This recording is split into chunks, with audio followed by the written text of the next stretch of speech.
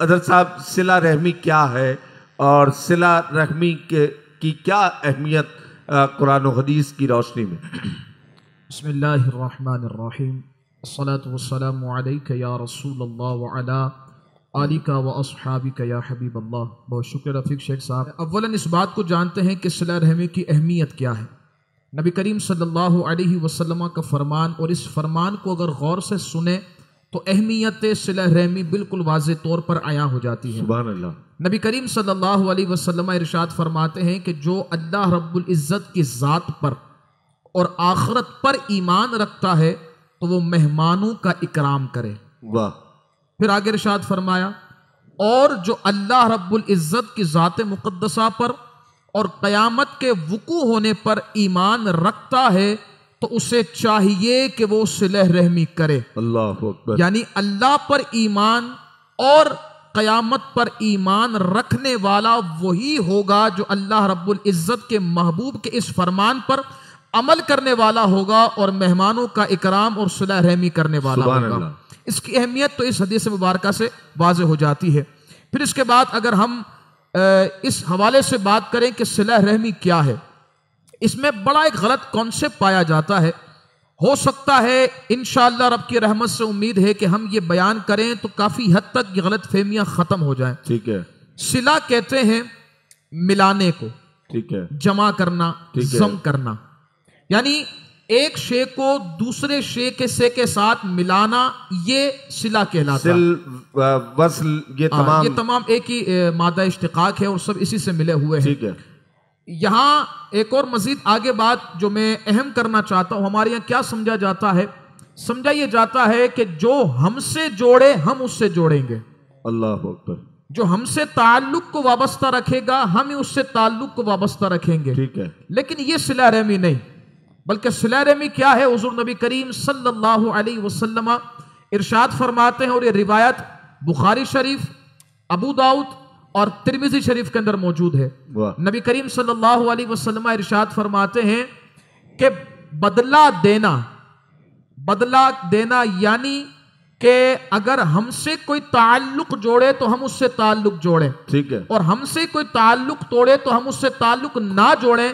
فرمایا یہ صلہ نہیں، اللہ اکبر، اللہ، بلکہ صلہ یہ ہے، صلہ رحمی یہ ہے کہ جو ہم سے توڑے ہم اس سے جوڑے۔ اللہ اکبر، اللہ، یہ ہے صلہ رحمی اصل۔ ہمارے یہاں کیا سمجھا جاتا ہے کہ بھائی اس نے ہم پر احسان کیا ہے تو ہم اس پر احسان کریں گے، اس نے ہم سے مسکرا کر کلام کیا ہے تو ہم اس سے مسکرا کر کلام کریں گے، اس نے ہمیں سلام کیا ہے تو ہم اس سے سلام کریں گے۔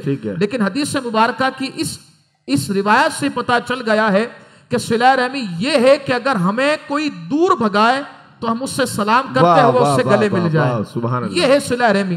اب صلہ رحمی کے حوالے سے علماء کرام نے فرمایا دو طرح کی صلہ رحمی ہے، ٹھیک ہے، ایک ذی رحم سے صلہ رحمی، ایک ہے غیر ذی رحم سے صلہ رحمی۔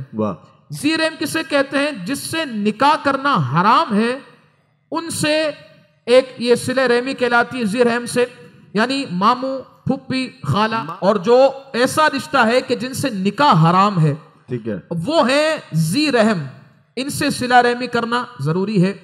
ایک وہ ہیں جو غیر ذی رحم ہیں، جو دور کے رشتہ دار لیکن رشتوں میں لگتے ہیں لیکن ان سے نکاح جائز ہے، حرام نہیں، ان سے بھی صلہ رحمی کرنا ضروری ہے۔ بلکہ علماء فرماتے ہیں کہ غیر ذی رحم ہو یا ذی رحم ہو، دونوں سے صلہ رحمی کرنا واجب ہے۔ اللہ، اب اس کی اگر اہمیت کو مزید ہم اجاگر کریں تو کسی چیز کی اہمیت کو جاننے کے لیے اس کے رد اور اس کی ضد ہے، اسے سمجھا جاتا ہے۔ اللہ اکبر۔ صلہ رحمی کی ضد ہے قطع تعلق، یعنی تعلق کو توڑ دینا، تعلق سے جو ہمارا رشتہ ہے ان سے قطع تعلق کر لینا، تعلق کو بالکل جدا کر لینا، ختم کر دینا، یہ کہلاتا ہے قطع تعلق۔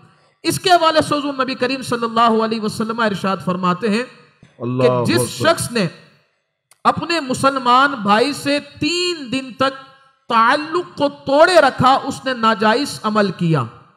یہ روایت ابن ماجہ اور ترمذی کے اندر موجود ہے۔ یہاں تو سالوں دشمنی چلتی رہتی ہے خاندانوں میں، بالکل سالوں اور جدی پشتی چلتی ہے، بالکل، لیکن روایت سنیں حضور کی روایت کیا ہے، حضور نے کیا فرمایا ہے۔ نبی کریم صلی اللہ علیہ وسلم فرماتے ہیں کہ جس نے 3 دن اپنے مسلمان بھائی سے تعلق توڑا اس نے ناجائز عمل کیا، اور جس نے 3 دن تک اپنے مسلمان بھائی سے تعلق نہ جوڑا اور اسی حال میں مر گیا، اللہ اکبر، تو وہ جنت میں نہیں جائے گا بلکہ ڈائریکٹ جہنم میں جائے گا۔ اور ایک روایت تو یہاں تک آتی ہے کہ 1000 میل کے مسافت سے جنت کی خوشبو آتی ہے، لیکن جو قطع تعلق کرنے والا ہوگا وہ قیامت کے دن اس جنت کی خوشبوؤں کو بھی نہیں سونگھ سکے گا، یعنی اتنا دور سے رکھا جائے گا۔